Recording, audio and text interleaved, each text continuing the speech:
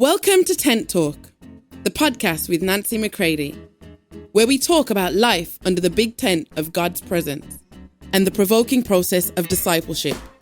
Here we go.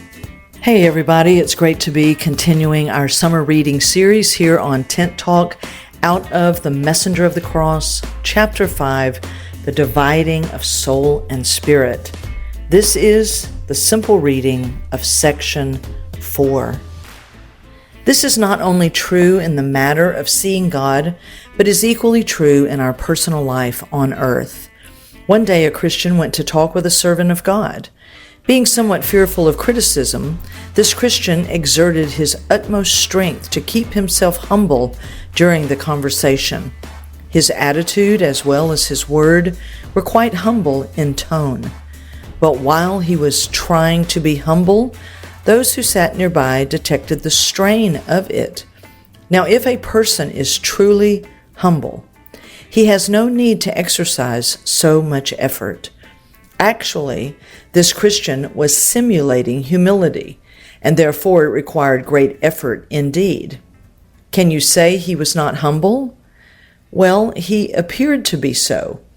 But in point of fact, it was man-made humility, and such belongs to the soul. For if God had worked in this brother, he could have been humble quite naturally. He himself would not have felt he was being humble, and those around him could have instead seen the work of God in him. The lady who powders herself needs to look at the mirror frequently, but Moses' face shone often without his even being conscious of it.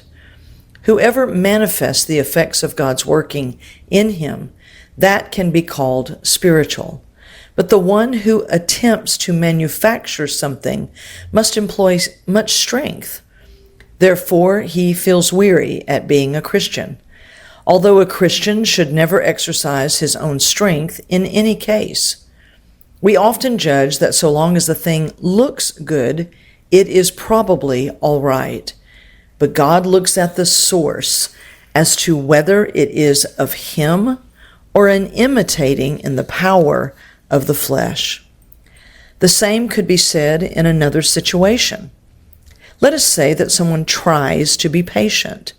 Yet the more he tries to be patient, the more you, with a discerning spirit, feel sorry for him.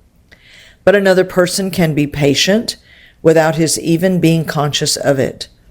In that case, you bow your head in thanks, saying that God has truly worked in that life. You notice that the second is of God, but the first is out from himself. The difference lies not in respect of outward appearance, but in respect of the source. Oh, do let us see that even though something out of the natural life may appear quite spontaneously, then in itself does not signify that it is of the Spirit. Someone, for example, is born with a gentle nature, yet one day he will realize the total difference between his natural gentleness and Christ-given gentleness.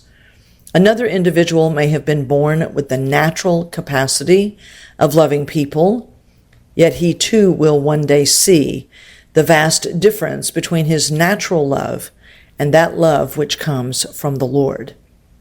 The same will be true of the man who is born with natural humility in his character, but he also will one day discern the difference between God-given humility and his natural humility.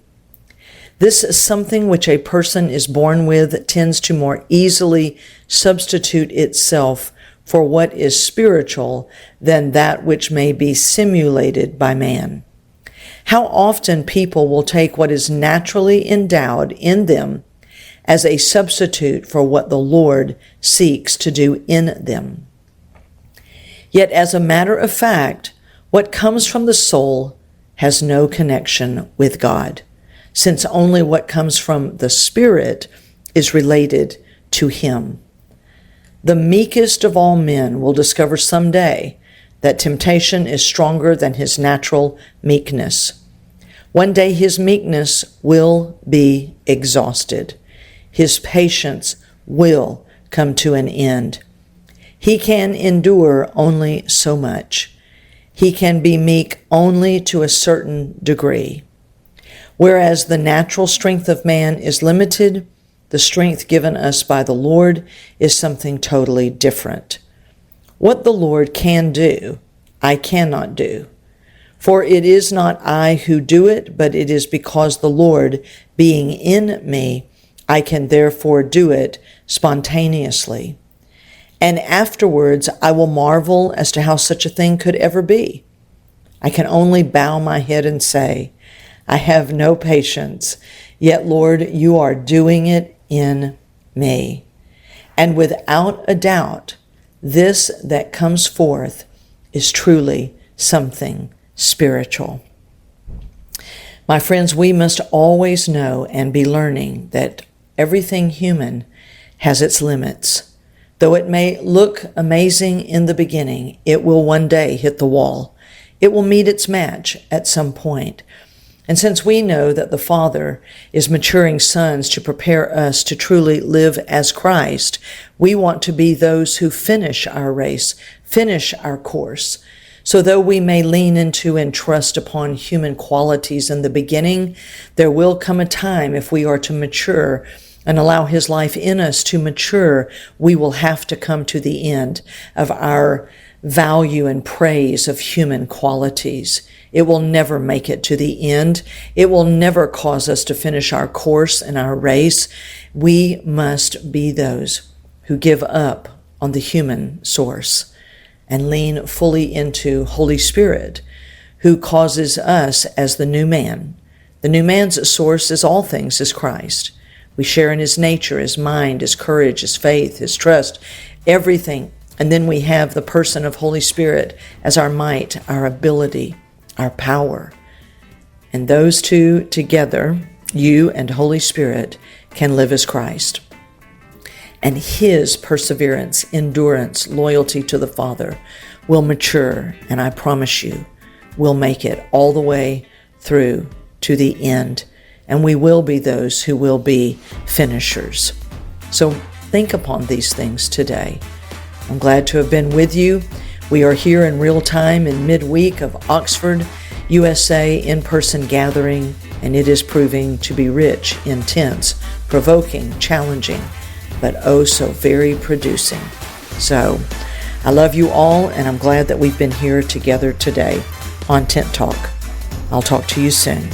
For more information on Nancy, please visit nancymccready.com or follow her on social media at NB McCready.